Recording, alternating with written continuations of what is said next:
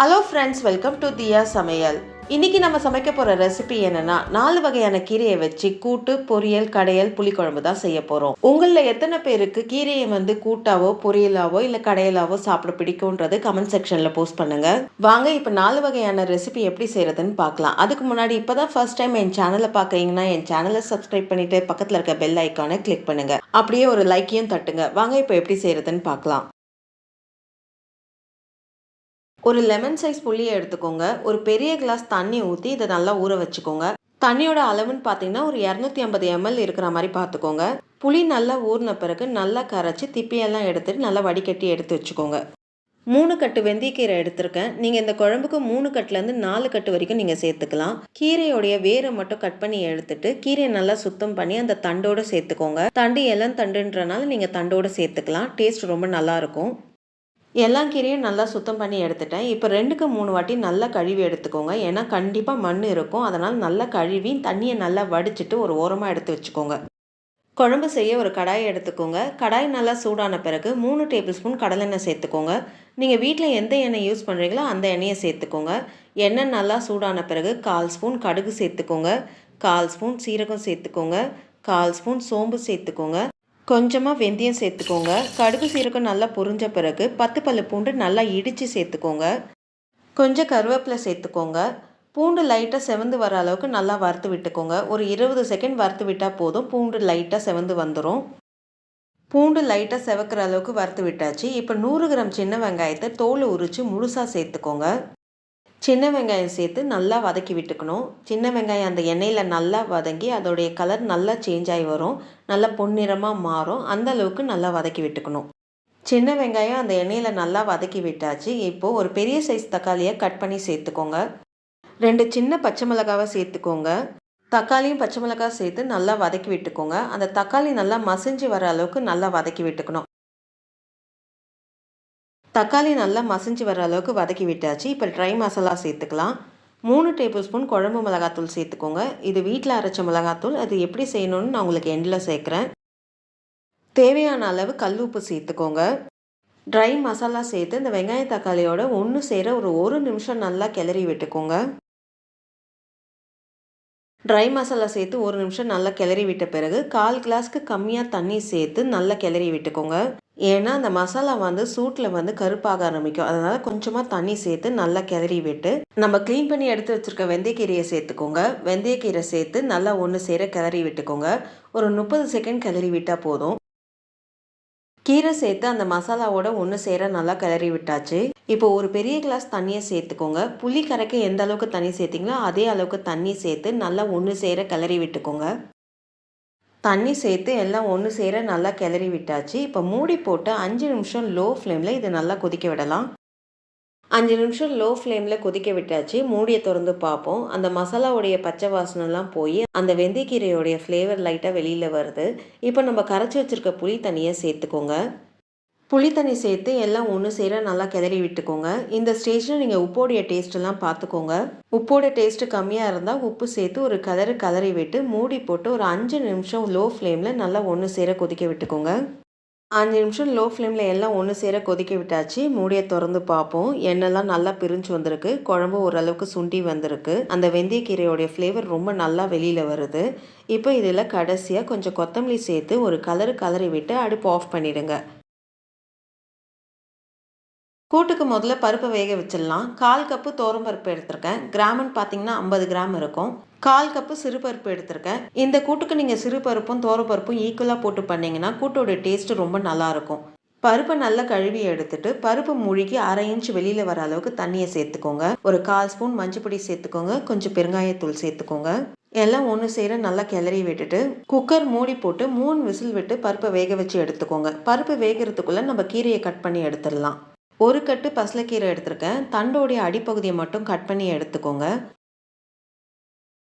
ஒவ்வொரு கீரையாக எடுத்து இலை ஆரம்பிக்குது பாருங்கள், அந்த இடத்துல தண்டை உடச்சி எடுத்துருங்க. தண்டு இளம் தண்டாக இருந்தால் நீங்கள் பொரியல் கூட செஞ்சு சாப்பிட்டுக்கலாம். க்ளீன் பண்ணும் போது இலையில ஏதாவது பூச்சி இருக்கான்னு பார்த்து சுத்தமாக க்ளீன் பண்ணி எடுத்துக்கோங்க. பசலைக்கீரையை நீங்கள் அடிக்கடி செஞ்சு சாப்பிடுங்க. ஏன்னா அதிகமான ஃபைபர் இருக்குது, அதிகமான அயர்ன் இருக்குது, நிறைய விட்டமின்ஸ் இருக்குது. உடலுக்கு நல்ல எனர்ஜியை கொடுக்கும். அது மட்டும் இல்லாமல் வயிறு சம்மந்தப்பட்ட பிரச்சனைக்கு ஒரு தீர்வும் கொடுக்கும். இதை அடிக்கடி செஞ்சு சாப்பிடுங்க. இப்போ எல்லா கீரையும் க்ளீன் பண்ணி எடுத்தாச்சு. இப்போ 2க்கு 3 வாட்டி நல்லா தண்ணியில் போட்டு கழுவி எடுத்துக்கோங்க. ஏன்னா மண்ணெல்லாம் இருக்கும். அதனால 2க்கு 3 வாட்டிக்கு நல்லா கழுவி எடுத்துட்டு எந்த அளவுக்கு பொடிசா நறுக்க முடியுமோ அந்த அளவுக்கு பொடிசா நறுக்கி எடுத்துக்கோங்க. கீரையை பொறுத்த வரைக்கும் நீங்கள் எப்பவுமே கட் பண்ணிட்டு தண்ணியில் அலசி எடுக்கக்கூடாது. அப்படி அலசினீங்கன்னா கீரையோட சத்துலாம் அந்த தண்ணியில் போயிடும். அதனால எப்பவுமே கீரையை நல்லா அலசிட்டு அதுக்கப்புறம் கட் பண்ணி எடுத்துக்கோங்க. எல்லா கீரையும் கட் பண்ணி எடுத்தாச்சு. இப்போ ஒரு ஓரமாக வச்சுக்கோங்க.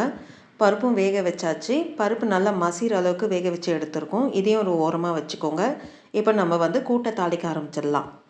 கூட்டு தாளிக்க ஒரு கடாயை எடுத்துக்கோங்க. கடாய் நல்லா சூடான பிறகு 1 டேபிள் ஸ்பூன் எண்ணெய் சேர்த்துக்கோங்க. எண்ணெய் நல்லா சூடான பிறகு 1/4 ஸ்பூன் கடுகு சேர்த்துக்கோங்க. 1/4 ஸ்பூன் உளுந்து சேர்த்துக்கோங்க. 1/4 ஸ்பூனுக்கு கம்மியாக சீரகம் சேர்த்துக்கோங்க. கடுகு நல்லா வெடித்து உளுந்து லைட்டாக செவக்க ஆரம்பிக்குது. இப்போ இதில் 5 பல்லு பூண்டு இடித்து சேர்த்துக்கோங்க. 2 பச்சை மிளகாவை கீரி சேர்த்துக்கோங்க. 2 காஞ்ச மிளகாய் முழுசாக சேர்த்துக்கோங்க. பூண்டு ஓரளவுக்கு செவந்து வர வரைக்கும் வறுத்து விட்டுக்கோங்க. ஒரு 15 செகண்ட் வறுத்து விட்டால் போதும். அதுலேயே பூண்டு நல்லா செவந்து வந்துடும்.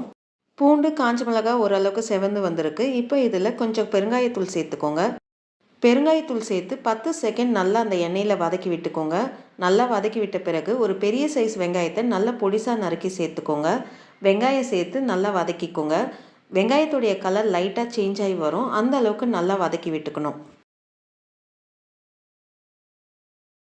வெங்காயம் எண்ணெயில் நல்லா வதங்கி அதோடைய கலர் லைட்டாக சேஞ்ச் ஆகி வருது. இப்போ இதில் ஒரு மீடியம் சைஸ் தக்காளியை பொடிசாக நறுக்கி சேர்த்துக்கோங்க. தக்காளி சேர்த்து தக்காளி நல்லா சாஃப்ட் ஆகி மசிஞ்சு வர அளவுக்கு நல்லா வதக்கி விட்டுக்கணும். தக்காளி நல்லா சாஃப்டாக வெந்து மசிஞ்சு வர அளவுக்கு வதக்கி விட்டாச்சு. இப்போ நம்ம ட்ரை மசாலாவை சேர்த்துக்கலாம். 1/2 ஸ்பூன் வெறும் மிளகாத்தூள் சேர்த்துக்கோங்க. 1/2 ஸ்பூன் தனியாத்தூள் சேர்த்துக்கோங்க. 1/4 ஸ்பூனுக்கு கம்மியாக மஞ்சப்பொடி சேர்த்துக்கோங்க. 1/4 ஸ்பூனுக்கு கம்மியாக கரம் மசாலா தூள் சேர்த்துக்கோங்க. அதாவது 1/4 ஸ்பூனில் பாதி ஸ்பூன் சேர்த்துக்கோங்க. ட்ரை மசாலா சேர்த்து 1 நிமிஷம் அந்த வெங்காயம் தக்காளியோட நல்லா வதக்கி விட்டுக்கோங்க.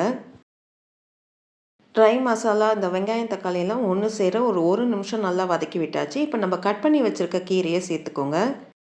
கீரை சேர்த்து எல்லாம் ஒன்று சேர நல்லா வதக்கி விட்டுக்கோங்க. கீரை நல்லா சுருண்டு வரணும். அந்த அளவுக்கு நல்லா வதக்கி விட்டுக்கணும். கீரை நல்லா சுருண்டு வர அளவுக்கு நல்லா வதக்கி விட்டாச்சு. இப்போ தேவையான அளவு உப்பு சேர்த்து நல்லா கிளறி விட்டுக்கோங்க. உப்பு சேர்த்து நல்லா கிளறி விட்டாச்சு. இப்போ கீரை மசாலாலாம் ஒன்று சேர ஒரு நிமிஷம் நல்லா வேக விடலாம். 1 நிமிஷம் எல்லாம் ஒன்று சேர நல்லா வேக விட்டாச்சு. இப்போ நம்ம வேக வச்சுருக்க பருப்பை சேர்த்துக்கலாம். குக்கரில் கொஞ்சமாக தண்ணி சேர்த்து குக்கரை அலசி அந்த தண்ணியை சேர்த்துக்கோங்க.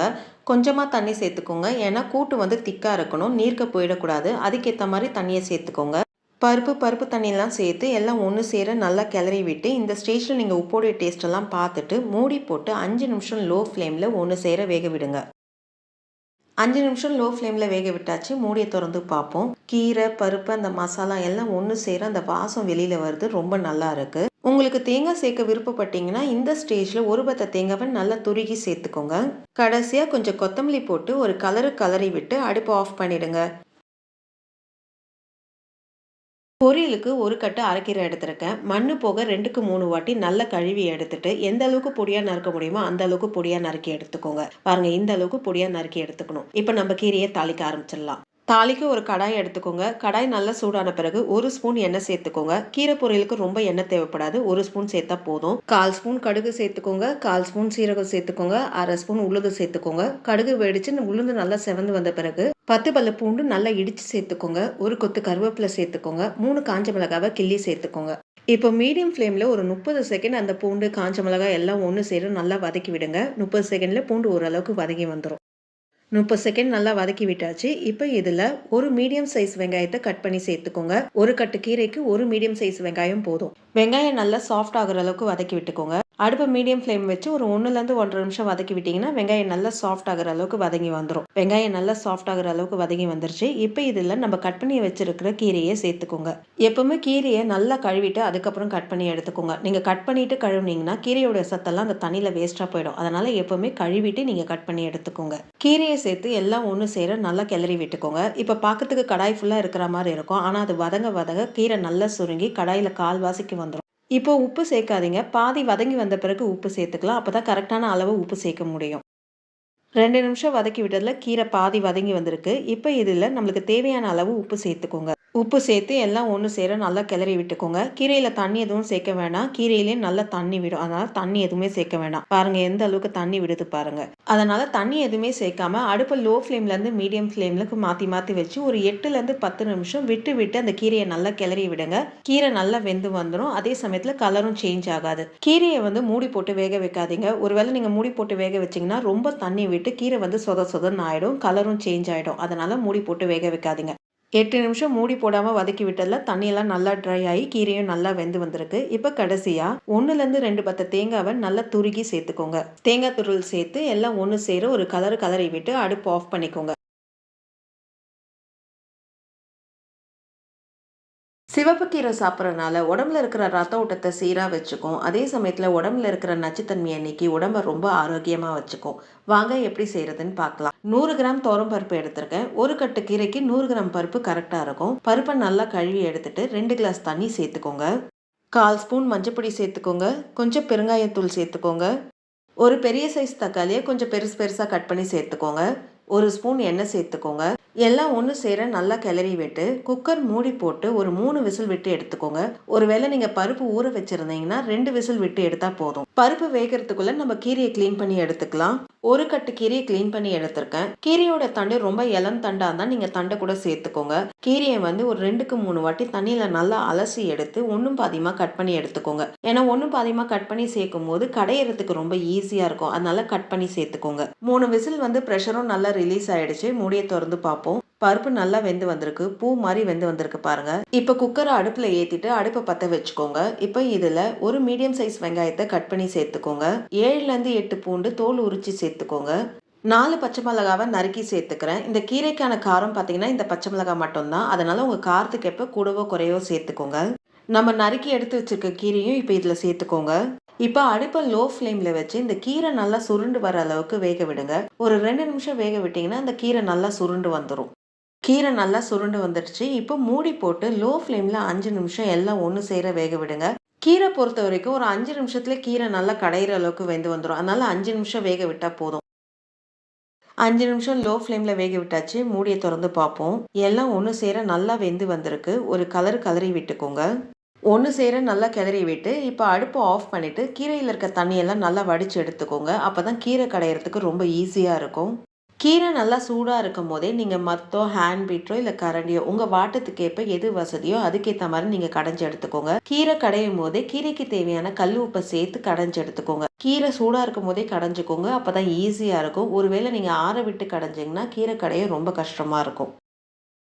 கீரை நல்லா கடைஞ்சி எடுத்தாச்சு. இப்போ நம்ம வடித்து எடுத்து வச்ச தண்ணியை இந்த கீரையிலே சேர்த்துக்கோங்க. இப்போ கீரையை நம்ம தாளித்து விட்டுடலாம். தாளிக்க ஒரு பேன் எடுத்துக்கோங்க. பேன் நல்லா சூடான பிறகு 1 டேபிள் ஸ்பூன் எண்ணெய் சேர்த்துக்கோங்க. எண்ணெய் நல்லா சூடான பிறகு 1/2 ஸ்பூன் கடுகு சேர்த்துக்கோங்க. 1/2 ஸ்பூன் சீரகம் சேர்த்துக்கோங்க. 2 காஞ்ச மிளகாவை கிள்ளி சேர்த்துக்கோங்க. 5 பல்லு பூண்டு நல்லா இடித்து சேர்த்துக்கோங்க. 10 சின்ன வெங்காயத்தை பொடிசாக நறுக்கி சேர்த்துக்கோங்க. கொஞ்சம் கருவேப்பிலை சேர்த்துக்கோங்க. சின்ன வெங்காயம் நல்லா செவந்து வர அளவுக்கு வதக்கி விடணும். ஒரு 2லேருந்து 3 நிமிஷம் அந்த எண்ணெயில் வதக்கி விட்டிங்கன்னா சின்ன வெங்காயம் நல்லா செவந்து வந்துடும். வெங்காயம் ஓரளவுக்கு வதக்கி வந்த பிறகு கொஞ்சம் பெருங்காயத்தூளை சேர்த்துக்கோங்க. பெருங்காயத்தூள் சேர்த்து எல்லாம் ஒன்று சேர நல்லா வதக்கி விட்டுக்கோங்க. வெங்காயம் நல்லா வதங்கி வந்துடுச்சு. இப்போ இதில் நம்ம கடைஞ்சி வச்சுருக்க கீரையை சேர்த்துக்கோங்க. கீரை சேர்த்து எல்லாம் ஒன்று சேர ஒரு கலரி விட்டு அடுப்பு ஆஃப் பண்ணிக்கோங்க. ரொம்ப ஆரோக்கியமான சிவப்பு கீரை வச்சு ஒரு கடையல் ரெடி ஆயிடுச்சு. இந்த வீடியோ உங்களுக்கு பிடிச்சிருக்கும்னு நினைக்கிறேன். அப்படியே ஒரு லைக்கை தட்டுங்க. மறக்காம என் சேனலை சப்ஸ்கிரைப் பண்ணிட்டு பக்கத்தில் இருக்க பெல் ஐக்கானை கிளிக் பண்ணுங்க. வரும் நாட்கள் இனிதே அமைய நல்வாழ்த்துக்கள். நன்றி, வணக்கம்.